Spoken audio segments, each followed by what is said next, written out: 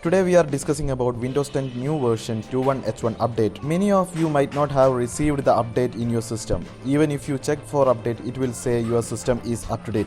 So in such cases, how to update to 21H1? For the same, you need to visit Microsoft software download site for Windows 10. There you can find Windows 10 May 2021 update. Click on the update now button. An update assistant will get downloaded. Once it is done, install the same.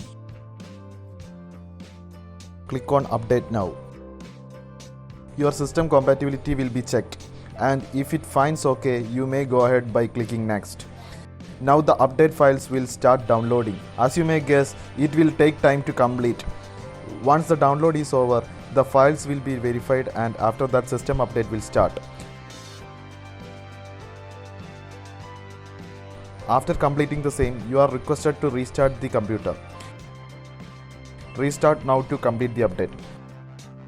After the restart, check the system properties to verify update is completed. Thank you.